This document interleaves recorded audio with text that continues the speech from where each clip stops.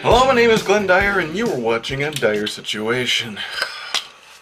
I was so close to getting through the season without having to see a Pure Flix Christian film. Ugh. I mean, I did see a Christian film earlier this year, The Shack, but, like, compared to, like, the God's Not Dead series, The Shack may as well be freaking, I don't know, Care Bears. I don't even know how to compare it. But here's the bottom line. What The Shack is essentially about is this dude who was a Christian, and probably still is just having doubts after the death of his daughter. And it's a movie attempting to explain why death would happen in a world with an all-moral God, right?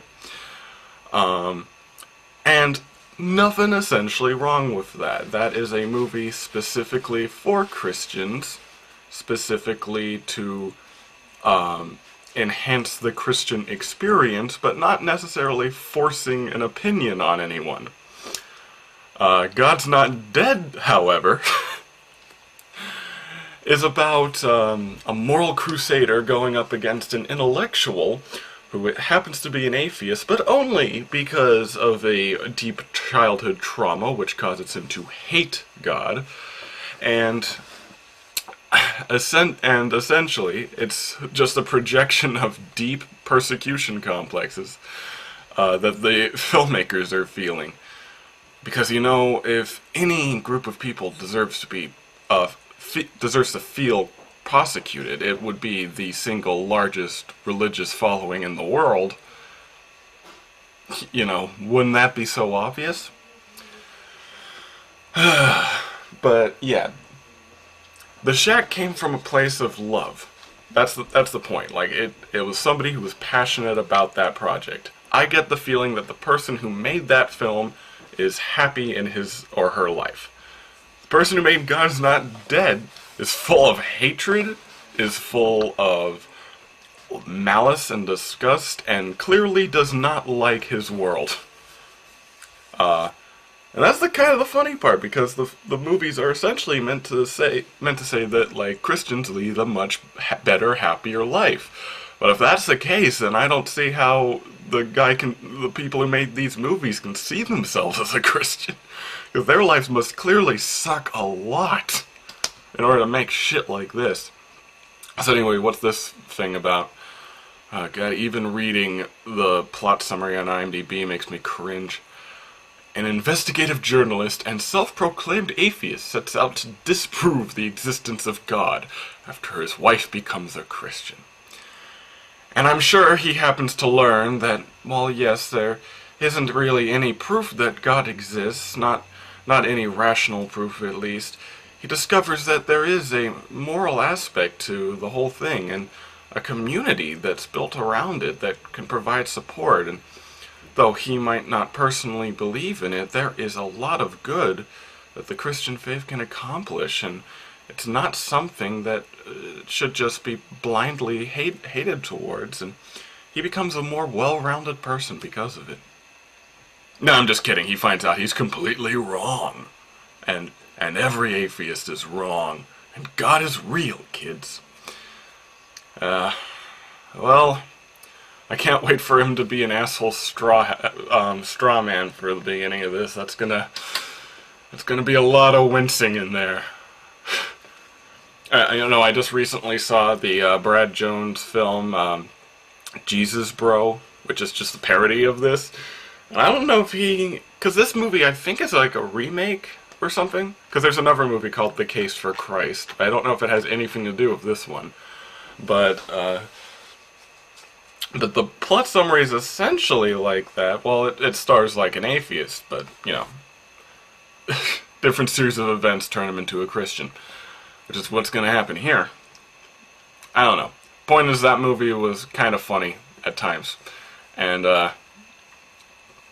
yeah, I'd much rather watch that than watch this.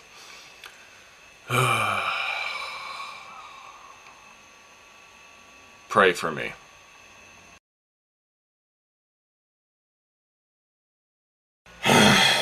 So, wanna know how it went? Let's just say I don't have to wear this. Part of the bone broke off a little while ago. Still gotta fix it, but not like I gotta use it today.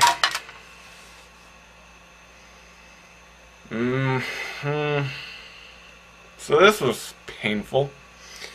In fact, during a lot of the movie, it was so...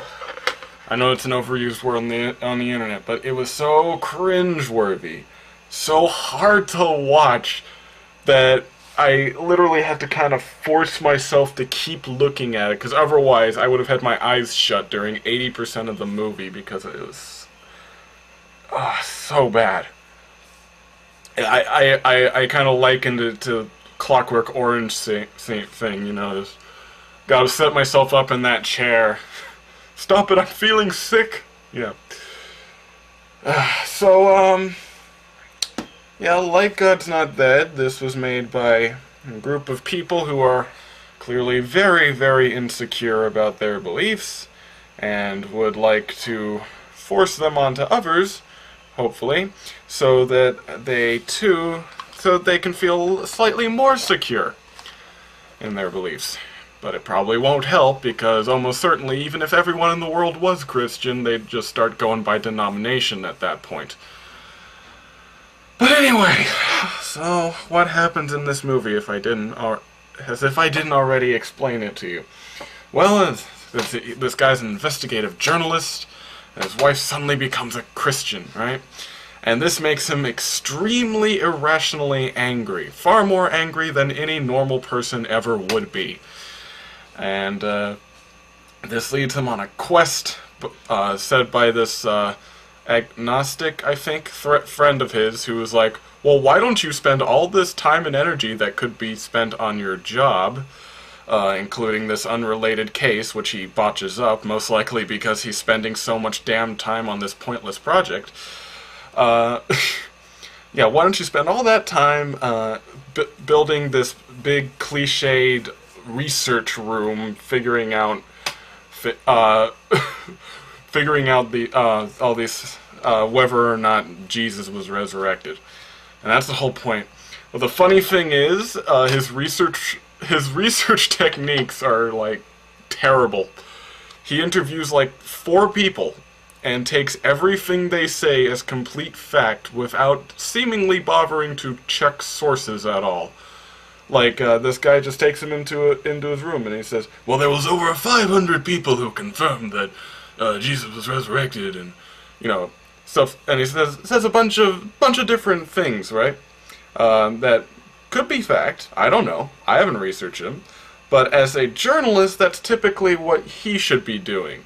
So you'd think we'd see things of him also, like, confirming this from literature, from other experts in the field, from opposing viewpoints, trying to figure this shit out. Instead, it's more just like an uneducated atheist man going up against some people who make a living on this stuff, book writers and such, and and taking everything that they claim as pure truth. Which it may be truth, I don't know, but it's not good reporting, is what I'm saying. Like, literally, whenever he interviews someone, he just writes down one of their quotes and puts it on the billboard, and that's seemingly that end of their investigation. But, yeah, he goes at it from many different angles. But there was a pretty funny point when he arrives at the one person who I think, honestly, if he asked the right questions to, could put a pretty big spot of doubt on the whole resurrection thing, and that was when he approached a psychologist to to inquire as to whether it could be hallucinations or cult mindsets or something like that. Like, you know, there's arguments that it's not, of course there is, but the thing is he doesn't ask the questions that would lead to that at all. Instead he asks her a few questions, like he says, he asks, like, about the Charlie Manson effect, and is like, well, couldn't that happen with them? And she said, well, maybe, but not with like 500 people.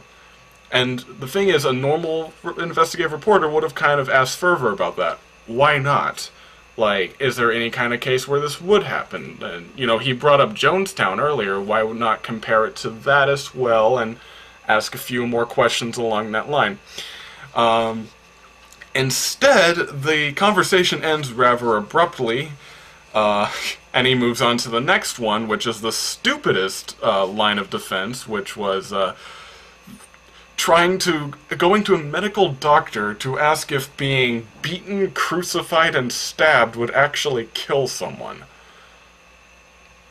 I'm not a doctor, but that seems like a pretty obvious answer to me.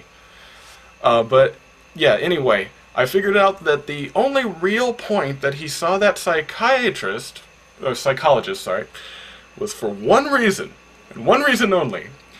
It was for him to approach, it was for her to make the connection that his bad relationship with his father resulted in his atheism. I'm not joking. She makes a postulation that all the famous atheists out there had either a father that died when they were young, or was abusive, or was distant. That's what she said. I literally got home and I Googled one atheist agnostic skeptic that I could think of. Carl Sagan. He had a great relationship with his father. She didn't mention Carl Sagan, of course, but she mentioned like Sigmund Freud and a few others. But here's the thing. It is linked, instead of, just like in God's Not Dead, they are linking the idea of disbelief in the Christian doctrine as not like a matter of opinion, not a matter of personal choice, but of mental instability. And that is where you can see the underlying hatred and insecurity that the people who made this movie have, and made the other Pure Flix films have. They... Like, if you think this honestly comes from a place of love, if you think this comes from a place of, like, just proving a point, you know, this is a case for Christ, right? This is a documentation, well, documentary-ish kind of thing. Just trying to prove a point. That's bullshit. It's coming to you from a place of pure rage. And, yeah, and a persecution complex, honestly. I mean, like, just watch some of the Cinema Snob's reviews of these things, and he goes into better detail than I ever can about, like, just how awful these things are. Like, with The Shack, I wouldn't exactly go out and watch that ever again, but it's not harmful. It is not a... It's not leading people to hate. That's the thing. In what Miracles from Heaven, right? You can dispute the factuality of that movie all you like, and the movie's awfully padded, yes. But in terms of like, is the message bad? No. That movie also comes from a nice place, and it's not Pure Flix as far as I know. This movie is, and it is just, yeah. Plus, it makes all sorts of, like, really bizarre things that anyone who, like, even if has a slight knowledge of, like, history and, like, just world cultures is gonna scratch their head at. Like, for instance, at one point they bring up the Iliad, just as, like, an old document and stuff. And the main character makes the postulation, the Iliad was, like, the Bible for the Greeks, right? What? The Iliad was a story made by Homer. It's entirely fictional to the Greeks. Like, that would be like saying that, I don't know, Chicken Soup for the Soul is the Bible of the 21st century or something. Like, it makes no sense.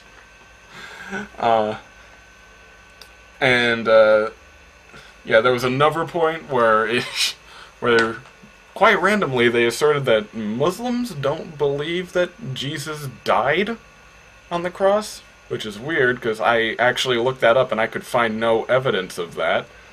In fact, from what I can tell, the Quran just seems to be like another addition to the Old and New Testament.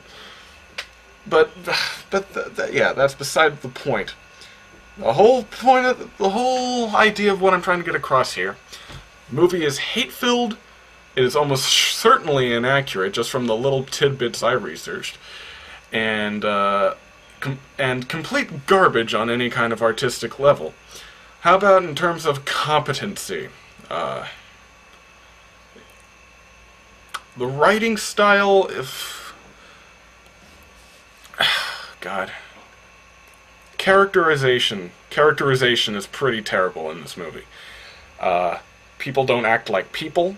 When our main character, of course, becomes a Christian at the end, it is almost laughable in how he starts behaving, because he literally goes just from, like, I can't believe this stuff, and to praying on his hands and knees and stuff. I don't know if that's just bad acting, but it's certainly a terrible script. Direction, it's like a Lifetime movie. There's nothing to like about this. Nothing at all. The only people I can recommend this to is somebody who wants to kind of stroke your own ego and be like, yeah, that's right. My beliefs are superior to everyone else's, and this is why. And to you, I say, good luck. But for the rest of us, screw this movie. And until next time, I'm Glenn Dyer, and you have been watching a Dyer-Situation.